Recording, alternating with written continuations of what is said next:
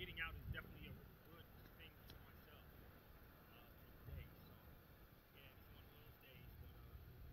But I think it's just the heaviness of everything coming together. It's a lot of stuff going on at once. Stuff that I'm seeing that doesn't have anything to do with me. Stuff that does have to do with me. The GR situation, them cutting off that funding is looming over my head. And, you know, it's just the little things that have all come together. It's just made it for that I'm feeling a bit heavier today than probably normally. But, you know, just the same, I've been praying really hard. And I was really encouraged by the dreams that I had last night, man. Very, very interesting stuff. Essentially, I had two different basketball dreams where I was playing ball and balling out. And I don't think I've ever had a dream in my life where I was playing basketball and playing great. Never, like ever. If I'm playing basketball in my dream, I'm usually trash, just like I am in real life. But in my first dream, I went to sleep probably around 8:30 after meditating a little bit, did all my exercise. I didn't even look at the clock. I just fell asleep. It was dark, so I didn't think none of it. But I had a dream where I scored 35 points in 6 minutes on I don't know if it was an NBA basketball floor or not. I don't think so, but 35 points in 6 minutes. We were playing 6-minute quarters, and in the first quarter, I walked away with 35. I think it was 36 points actually. And everything I shot was falling. Everything I shot, and I shot a lot, a whole lot. And woke up after the first quarter. I was like, man, I was looking forward to seeing what I got from the game. I was gonna try to go for 100 points. But yeah, that was really what it was, and just kind of woke up and feeling like that's what essentially the Lord wants me to feel like in regards to how I'm handling everything that's going on in my life. That's essentially the vibes that I got up. I was like, that was the Lord essentially telling you this is what the equivalent of how you've been handling all these difficulties that you've been dealing with over the last 3 weeks. It's equivalent to scoring 35 points in 6 minutes. So I felt really confident that the God was telling me he was very proud of me and that I'm really knocking out all these tests that he's thrown my way. And so I woke up at like midnight or something like that and sorted through some music, kind of put together a list of songs that are comparable to one another. And then I will pick from those and try to figure out another playlist. So that's what I did for like an hour and a half. Went back to sleep and had another dream where I was killing it on the basketball floor. I did this one move where I was driving at the rim. I put the ball behind my back, so you know, the spin around the back move, and then laid the ball up with my left hand. I can't even use my left hand in basketball. I suck in real life. So that was fun, and I was hitting shots and going crazy in that dream as well. The dream ended with me messing up though, because we were getting ready to run another game after we had won the game. I think the game-winning layup came from me doing the behind-the-back layup thing. I think that won the game that we were in. We're going to run another game. And I went to change my shoes or something, took too long, and they decided to run without me in the next game. By the time I got back and doing all the stuff I was doing, changing clothes or whatever the heck I was doing, they were already out there. And so I was a little bummed out that I didn't get to play in the next game. But you know, that was the next dream that I had. 2 basketball dreams, both of which I was doing stuff that I would never do in real life. And winning, doing a lot of winning. So, yeah, man, that was the kind of dreams I had last night. I never had dreams like that before. And, you know, with all the difficulties that I had, it felt good to at least go to sleep and see something positive. So, yeah, man, woke up this morning and did my regular routine, added another squat to my suitcase squats. Now we're up to 118 each set, 5 sets. So I'm still adding everything I'm doing. I think this is like the quickest I've ever added a squat to my suitcase squats. I usually go 3 or 4 months without adding one. I added one, what was it, 2 months ago. I don't even think it's been 2 months, and then I added another one today. So just trying to, you know, continue to progress. I will admit that the suitcase hasn't been as heavy as of late, so that might have something to do with why it was so easier to add. But overall, I will be adding some more weight to it. But it's just, you know, for me right now, it's just the heaviness of everything. Like I said when I started the video, the heaviness of everything going on is just come together to just make me feel really, really dragged today. I'm really not upbeat, but I feel like that's just part of it. When you go through a lot in a short amount of time, there will be some times where you just feel like, man, I just want to lay in bed today. I don't really want to test the world today. And that's kind of how I felt. But just the same. How you doing, man? Just the same. I think at the end of the day, there's so much good to be done out here rather than sitting in the house thinking about whatever I got to think about. And so that's really what it's about for me. I think there's some things we could talk about, probably make me feel better by the time I get home. Of course, like I said, I had to buy some more groceries whether I liked it or not. So I really wasn't afforded the opportunity to stay in. And so let's get out here. That's my attitude. But tomorrow's room day. I forgot to send a text to my uncle to tell him that. But it's just a lot going on, man, in the world, period. Not even just in my life, you know. It's stuff that we were paying attention to. And I made a video yesterday telling you guys how tired I was of the dystopian behavior of people in my country as it pertains to this genocide for the most part. And we got a lot of things going on in our own country, including the protests in Los Angeles that have been heavily suppressed. People don't even know that people are outside of the, what they call the Gestapo headquarters, where people are being detained from ICE. They've been protests going on every day here in LA in regards to that situation. And I didn't even know about it until yesterday. Somebody posted on my Instagram who's connected to the whole situation in Gaza, telling me about what's going on in LA. That's essentially what it is. I found out what's going on in my own city by people who are basically centered around what's going on in Gaza. But that's what's happening right now, is that situation has turned people into worldwide humanitarians. You know, it's awakened a passion not only for people to pay attention to what's going on in one spot, but what's going on all over the place. So that's what's really happening, is you're seeing a network of people who are getting involved in just being humanitarians and getting up on different things that are happening in different places. So that's what's ending up happening for me. I'm learning about what's happening in my own city from people that I follow for different reasons. So that's what's happening. They got you know, that going on, and you got Donald Trump coming around pointing out a few cities in America that just so happen to have black mayors. I guess it's just so happened. Baltimore and New York, Oakland. He essentially said he want to clean up those areas and sending out basically the National Guard to those cities. And I just think that you know, the fact that all three of those cities have black mayors is something to point out. You know, it's just is what it is, man. We're in a space where we have to, we just gotta, you know, grit this out. I don't know, you know, as far as my country is concerned, it's a lot that we're trying to deal with. Being in the heart of this place where genocide is acceptable so long as it's being done to Arab people. And you know, as a black person who derives from Native American blood as well, I can't say I'm too surprised by anything I see from white supremacy at all, man. I expect the worst out of it. I really do. And this is just another example of what that is, and how it operates and what it thrives off of. It's racism. It's what makes it feel alive. And so just more of the same in regards to everything I'm seeing from my government. More of the same.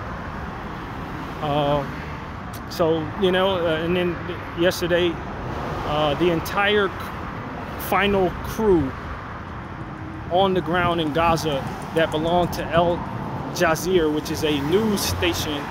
I think they're centered somewhere in the Middle East, but I know they have headquarters in England as well. They were also murdered yesterday. And one of the people who I follow, Anas, I'm not sure what his last name is. I just can't think of it right now, but he was one of the people martyred. He had 1.6 million followers on Instagram. He had been on the ground in Gaza, showing everybody some of the most prolific images from this genocide over the last 2 years. And Israel had been, you know, sending death threats to this guy for the entire time pretty much, but they've really hiked up over the last 6 months. But he stayed down. He had an opportunity to evacuate, but he refused to. He was gonna stay doing the work. and they wiped him and his team out yesterday. Saw the images, saw his write-up, really passionate write-up as it pertains to, you know, the note that he left upon his demise. And you know, he's a guy who's being called a Hamas terrorist, but 1.6 million people know what he was really about. He was just showing the annihilation of innocent people with his voice, and he was killed for that because he just wanted to expose the truth.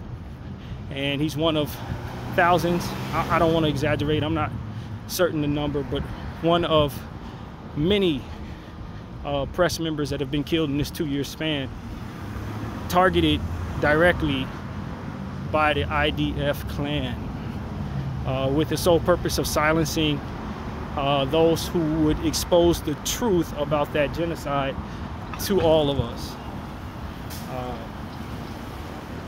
That was a real bummer, man. I wasn't as familiar with Anas, to be honest with you.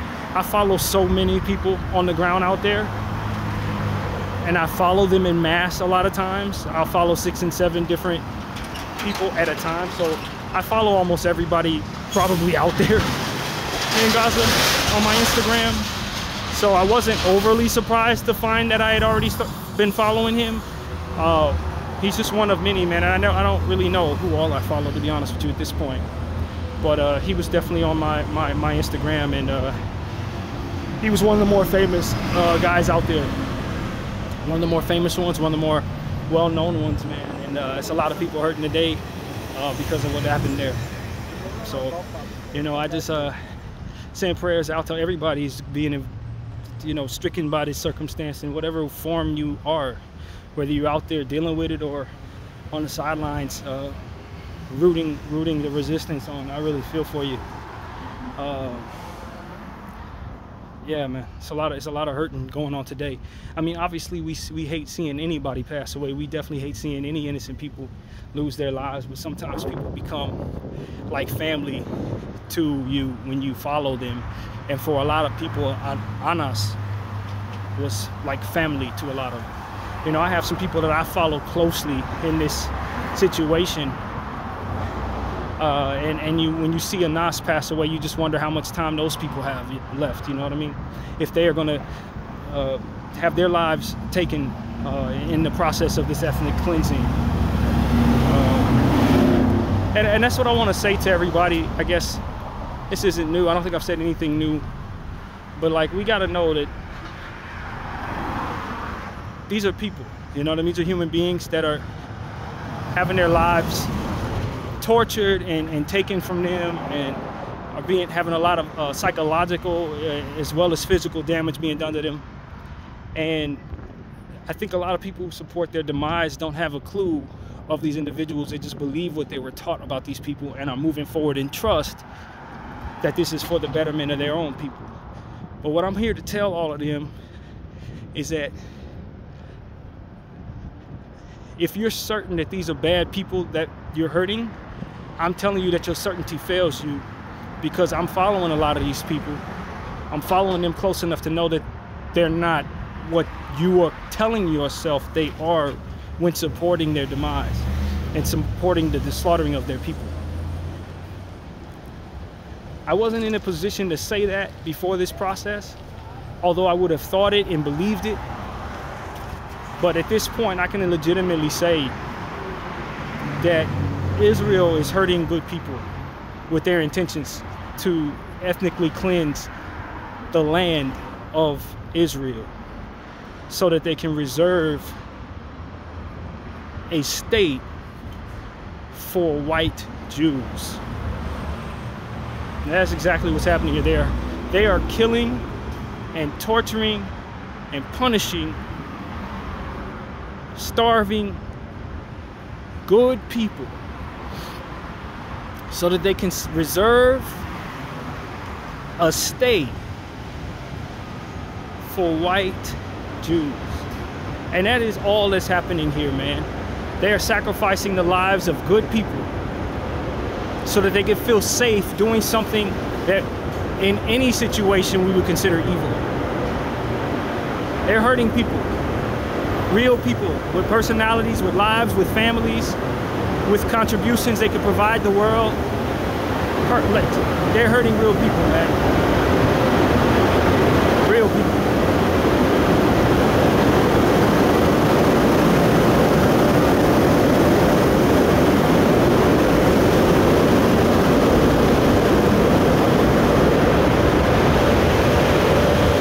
And I don't think that anybody who's been following this as closely as I have are afforded the ability to honestly say otherwise.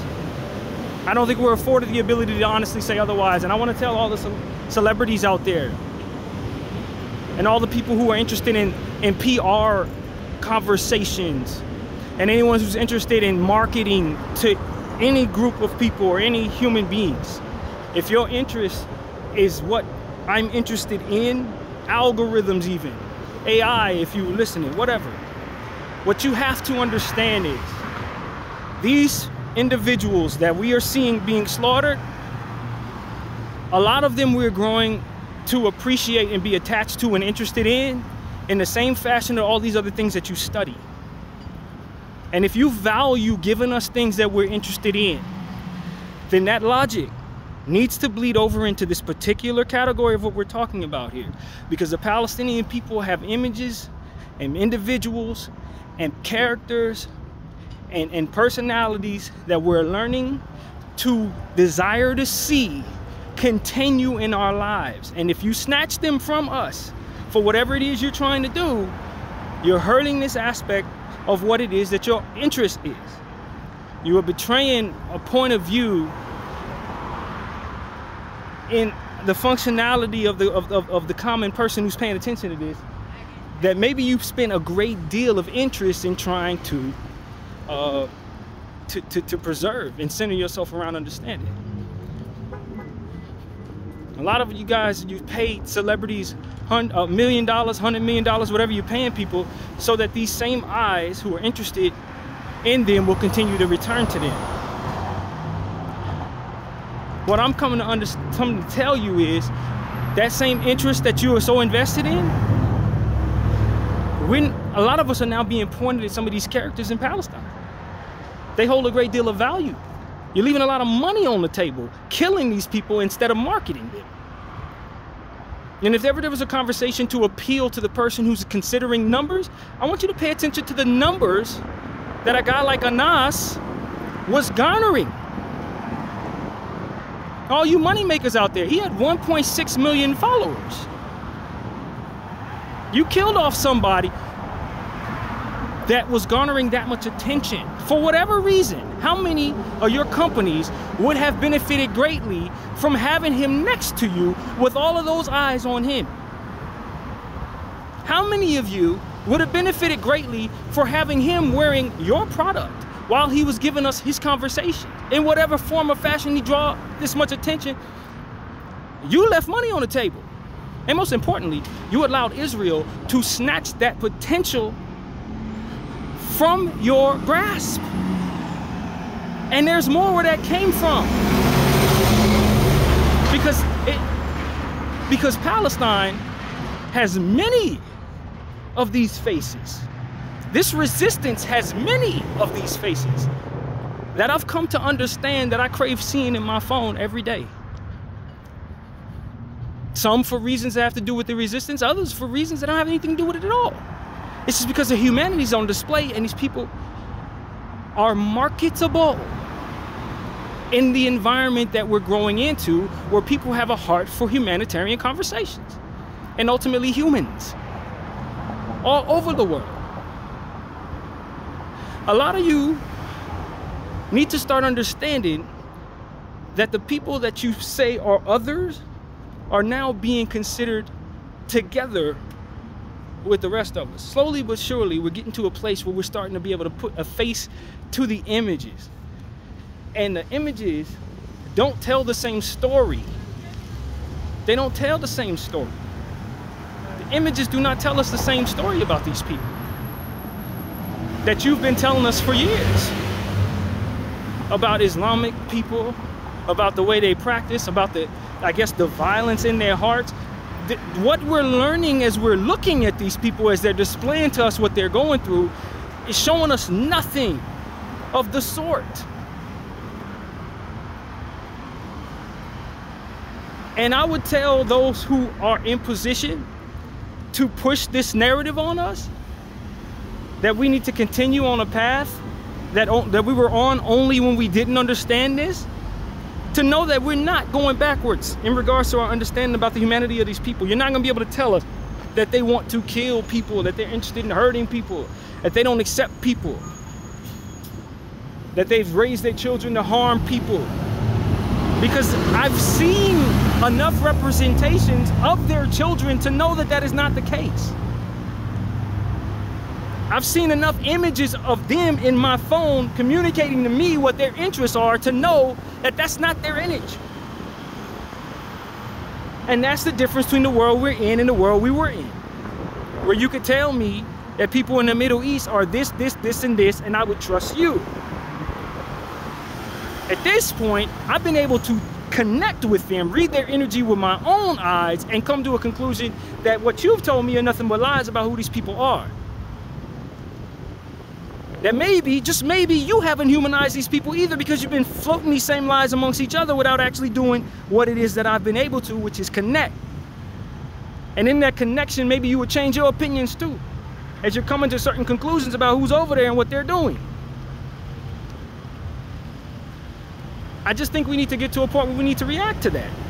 As a nation, we need to react to that. There's enough people like myself telling you, hey man, you can tell me what they're doing, but I went over there and I saw what they were doing, and it ain't what you told me.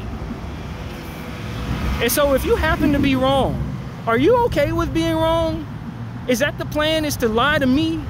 Or did you actually believe this fallacy about these people? And if you believe that, maybe you could stop doing the damage now, because that fallacy isn't true. What you told yourself and others about these people is not what we're seeing that they are. And as we continue going forward trying to push the narrative about them, take into account my testimony about them. Now, if you'll trust me in any other area of life, trust me when I tell you, I've seen enough Palestinian children to know that they don't push death to the Jews on all of their kids. That their kids don't, in fact, hate anybody. Just like our kids don't hate anybody. And the hate is taught, and it's not something that inherently comes with the skin color or the blood or religion.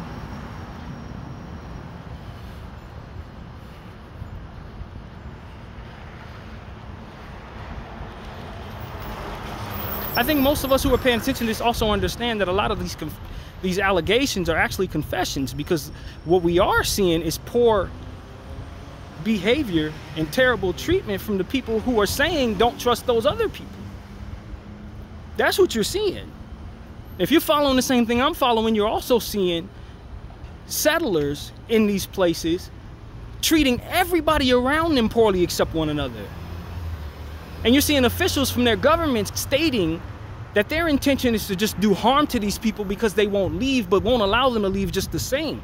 When you start finding all the lies in those who have told you how to view those people, you start finding out that their accusations are actually confessions, that their declarations are actually what they see in the mirror and what they hope you don't when looking at them.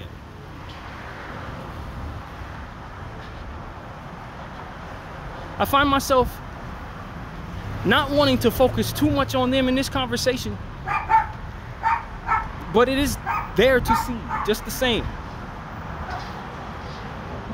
That who they say others are is who ultimately they've proven themselves to be.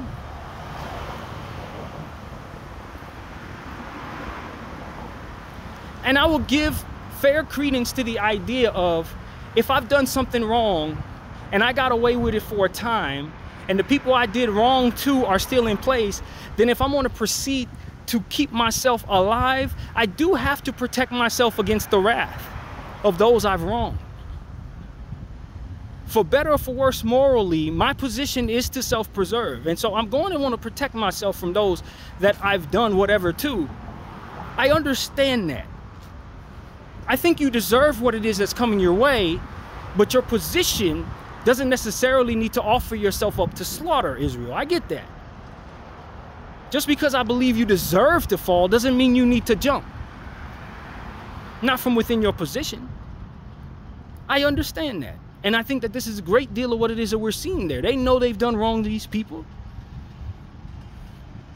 They know Hamas is looking to get some get back.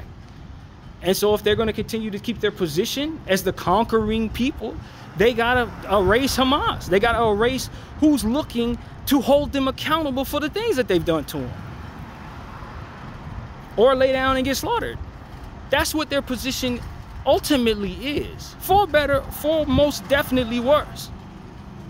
But at the end of the day, if I'm looking from the outside in, if I'm judging things the way that I judge them across the board, then the people who've done the most wrong are the ones who threw the first stone. You look to steal the land.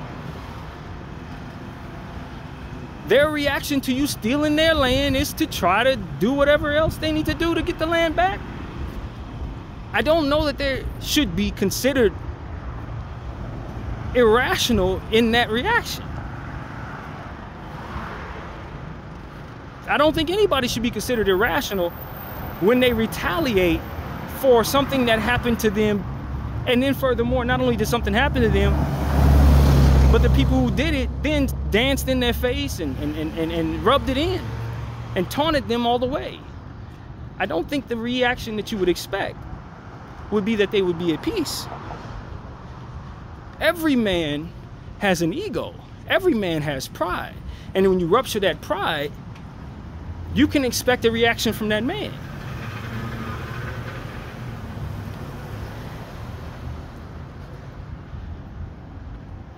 And maybe you've lived long enough to think that every soldier was once a child.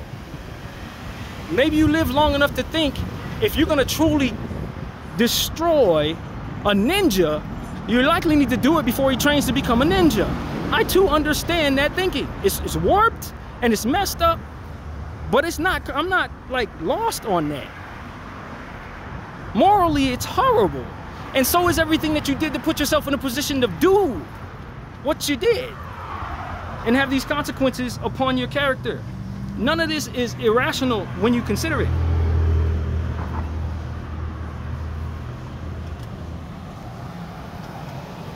And generationally, if you look at it this way, it's like, well, I just got to protect myself anyway. My dad did something terrible to somebody. I benefit from it. Now, to keep the wrath from falling on my head and my children's head, I need to protect myself. These are the measures I'm going to do it. All of that, Israel. I don't agree with it, but like, it's just the situation. But like I said, in trying my very best to understand your position, what I ultimately see is individuals who are just interested in harming people that they're not even sure would even intend to harm them, based on ideology that has told lies about the people they're harming and lies about who they are themselves. You see, if I'm in a position to think all of this, I gotta first have a good position on who I am and who's around me. If I'm gonna come to any such conclusions, I gotta have a damn sure understanding that that's what it is.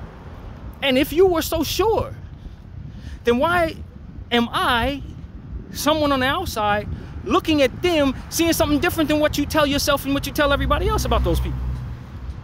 Shouldn't I look over at them and see militarized children, deviancy of many kinds, everything that out of their mouth should be something evil pointed at the Jews, everything out of their mouth should be something evil pointed at America? If what you have surmised about these people is true, then why, when I look over there with my own eyes, with a sober mind, I don't see what you tell us is there? But when I look at you, I look at what you tell me they are.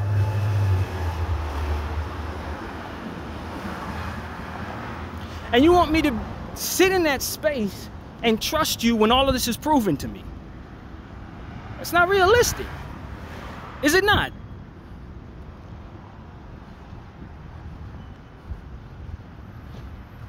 I wouldn't support you doing to them what it is you've ultimately committed to doing to them, even if I looked over there and saw what you're showing me out of them. Because I don't think anybody should be annihilating children, least of all to save their grown-up asses. I don't think that's really the solution to your war. You teach children. You don't annihilate them. You reach children. You don't torture them. None of us have Minority Report technology to tell us who's going to do what tomorrow.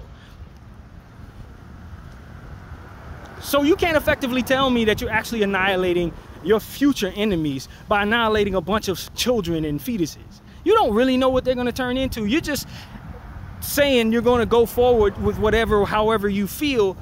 And this would be what ultimately you tell yourself in order to allow yourself to sleep at night doing it. But actually, you're just slaughtering people. You're not really actually preventing anything. If anything, you're awakening the anger pointed at you and other people. Because if I see you harming a child, suddenly I hate you. So how are you protecting yourself by harming children? If all you're doing is awakening the anger in other people who are onlooking the situation. And these are supposed to be some of the most incredibly powerful, supposedly chosen, responsible individuals who apparently don't see this or ultimately are willing to ignore this and hope that we don't see it. But still want us in the view of these things to herald them as greater than thou. It's a mental illness, really. It's a sickness. And it's a lot of that has been agreed to that has actually not been vetted properly within people who harbor the thoughts of it. They didn't really thought it through. You got grown people who are doctors saying this is what should be done. I saw a lady yesterday on a random post where an individual sat down and grabbed a lady off the street who happened to be a doctor, who happened to be Israeli Jew, who said that she thinks that we should be fighting for her country.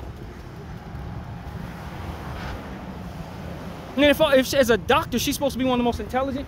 As a lifesaver, she's supposed to be one of the most compassionate. She dedicates her life, supposedly, although who knows, to saving lives. And she believes that we should be sending our kids to die for people who kill children for sake of themselves, just because they align with her religion. This is why I don't put a whole lot of stake into intelligence in 2025. Because if that's the smartest of us all, we're in trouble. If this is who we have controlling things, if her people are controlling things and this is what's floating around her mind, no wonder there's so much flawed stuff going on out here, man. No wonder so many people are suffering. You know, irresponsible and mindless religious extremism driven by a lack of compassion, controlling the most of those who control the most of this. And they don't take me seriously because of my skin color. They won't listen to the wisdom coming out of me because I wasn't raised in their bloodline. Like they got it all figured out. If you're the chosen people and you control everything, no wonder everything is screwed up. If this is how you vet your decision making, if this is how you come to the conclusions of your decision making, no wonder the world is screwed up all over the world. People are hurting. And I'm going to say this, and I know the Lord understands me when I say this. If you were who he's chosen, he failed.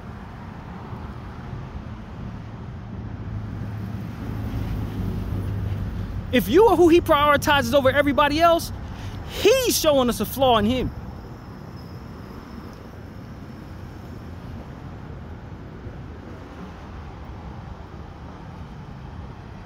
And so this is what I had to say to anybody who follows me.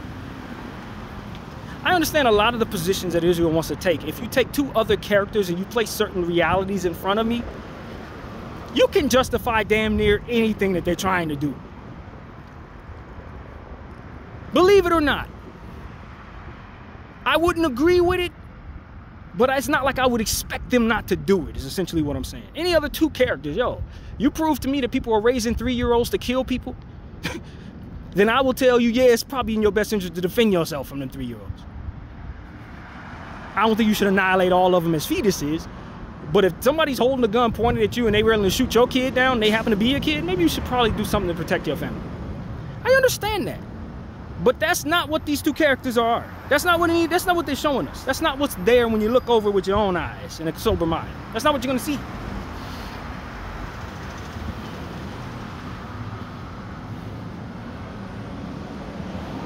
And if everything is so as they say it is, why is it so necessary to kill people like Anas,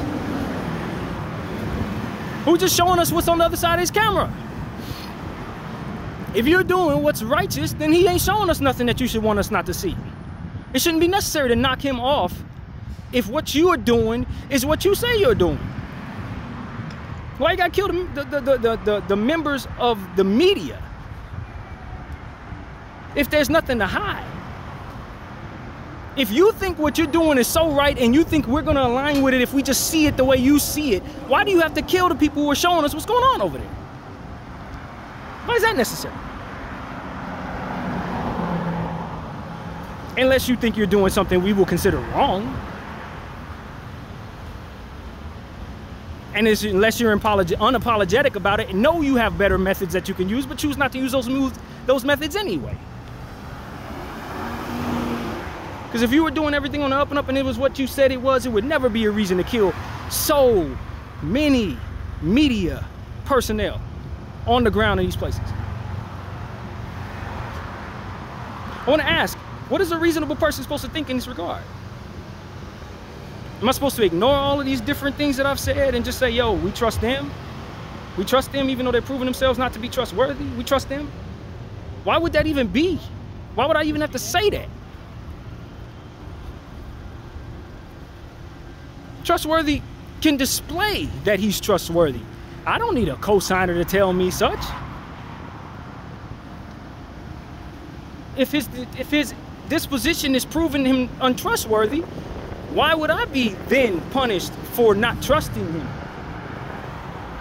If he do what's trustworthy, he will be trustworthy. He's in the control of that narrative.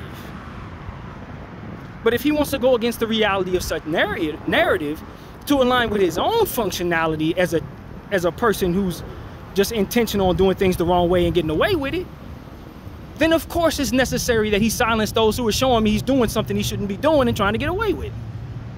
It's common sense.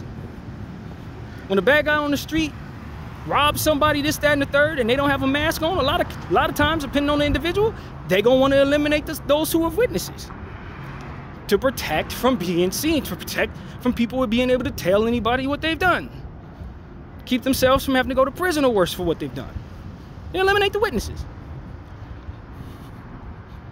How is this behavior any different than what we're seeing from Israel and America and the alliance of white supremacy and control of the Israeli land, which is occupied Palestine? Those who are in cahoots with giving the Jews their own land. Why do you need to kill all the witnesses? If we are what you tell us we are, which is goy who can't do nothing about nothing regardless of what you do, you're chosen and you get to do whatever you want to do, then why are you trying so hard to convince all of us that what you're doing is right against what it is that we see? Why are you trying so hard to convince all of us useless goy that what you're doing is what you say you're doing? If you got all the control, all the power, then you don't have to lie. You have the security of being able to say, yo, we're in control, we're gonna do what we want. And if do you have anything bad to say about it, we're gonna do what we can to assure that you pay for saying anything bad about it. Like, why isn't that their stance? Why are they trying so hard to convince the masses that there's something that they are not? And where does that begin and where does that end?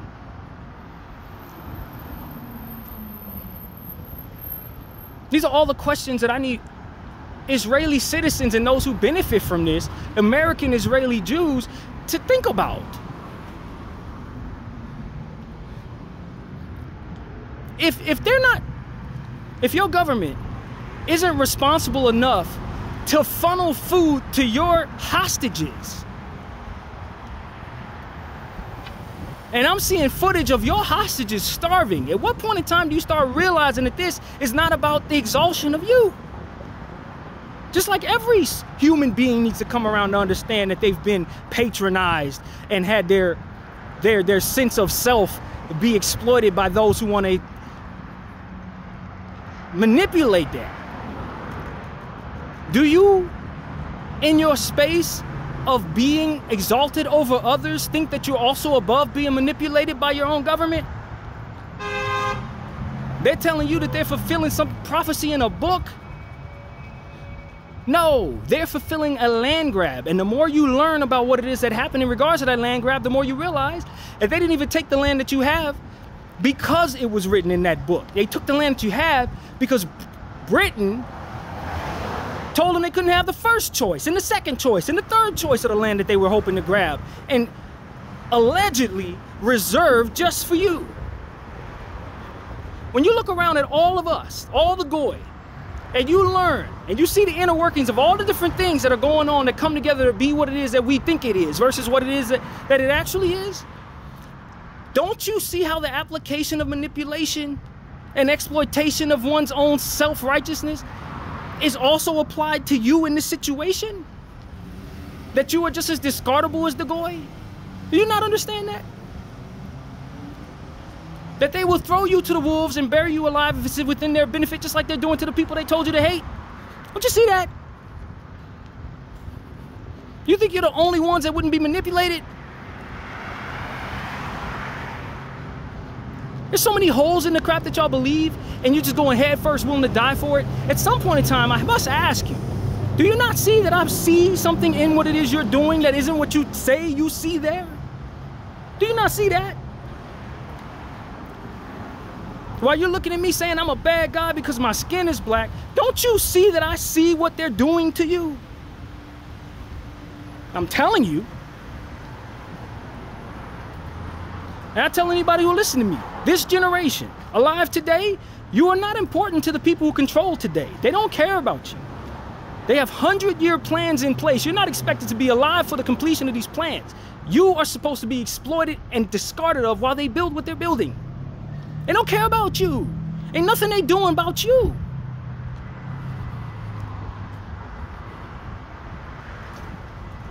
That goes for Goy and Jew. Just the same.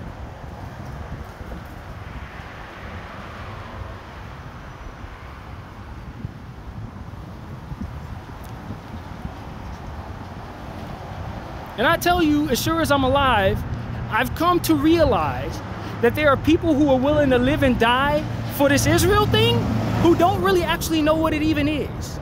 They think it's a land for them. But they got bigger plans for that land than just allowing you to just sit there and thrive off of some biblical declaration. That they have in fact lied to you about who you even are. And you're not who you think you are. At all. That they lied to you about what you're owed. That you're not actually owed any damn thing. And that you believe that to your own detriment, despite them selling it to you that it's for your betterment. You've been had, just like the rest of us. And what is happening is, because you've been buying what's been happening there, you now have more enemies than anybody in the whole world. Because everybody has recognized that you're buying bullcrap, and as a result, other people are being hurt because of it. Children have died because you bought the propaganda over your head and bought the lies about what you were fed.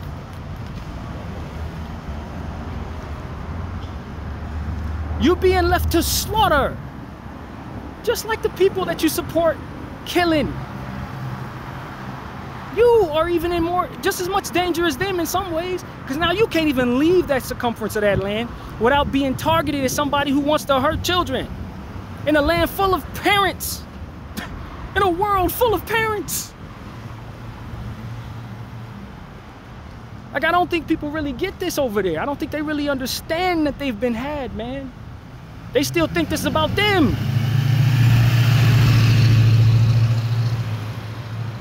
They still think that they're joining something that's just, even though if they just put it two and two together, they realize that the world is showing them that their moral compass is tilted. That nobody else shares that moral compass. That your behavior and your mentality is equivalent to some of our characters that we've known as psychopaths. That you share characteristics with psychopaths. You share characteristics with crazed individuals that want to annihilate human beings that we've ultimately been told to fear and protect against. That's what Israeli people need to understand, that the rest of the world sees there. The same traits that our most hated characters have are the traits that you're displaying to the world. And you're, to my sight, oblivious to that position.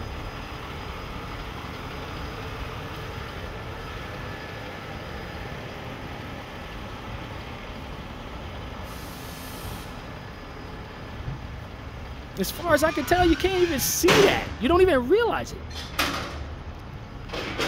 You wonder why you're losing the PR war? It's because a lot of your positions are bankrupt to our best understanding. The positions that you give us to buy are bankrupt. Let alone what it is that you're actually doing. The stuff that you think is going to connect with us triggers in us. Yo, red flag, that's a nut job.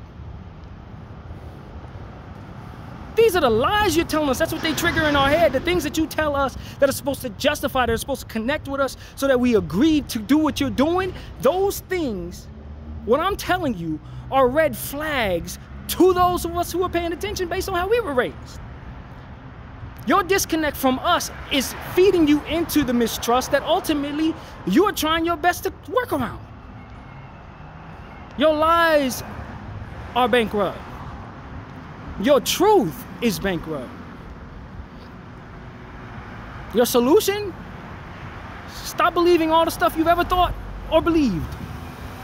And get in touch with those who are paying attention to you, who are talking to you just like me. Find out what we see and give it the requisite amount of credence necessary.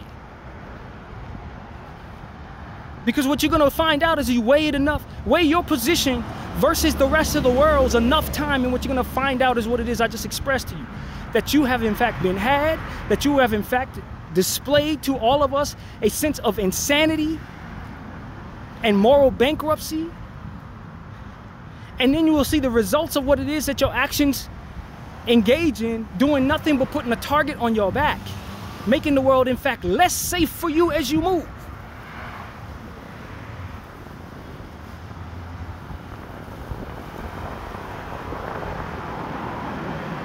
You're backing yourself against a wall, and then you're telling everybody you're better than everybody and you're going to do whatever you want to anybody. It doesn't work. Don't you get it? That does not work. And you need to start asking, what if I'm wrong? A lot more than you are. You need to start giving yourself a bit more respect to say, okay, let me vet to see if what it is I believe is any good. Because you're not doing that enough. You're not doing that enough. You're going along with stuff. You're disconnected from the rest of the world, and what you find out is that the rest of the world is angry at you because they legitimately believe that you're wrong, that you're absolutely wrong in your position, that you're absolutely wrong about everybody, including those that you see in the mirror. You're wrong about everybody. You're wrong about us and what it is we'll buy. You're wrong about those you're saying that have victimized you when you're really, in fact, victimizing them. And you're going to find out that you're the bad guy. And you're going to have to either stand on that square and accept that the whole world is surrounding you, unhappy about it. Or you have to do something about it. Change your ways. Start holding people accountable around you who are ultimately upholding that bad guy image and that bad guy ideology. That's your solution. That's your saving grace. You got to convince the world that you've changed. But you've got to do so first. And if you don't even believe it's necessary to do so first, then you're doomed to be surrounded by a bunch of individuals who want to see you hold accountable for the annihilation of innocent people. Do you understand that? Bdf 44, I thank you all for watching. I'm out.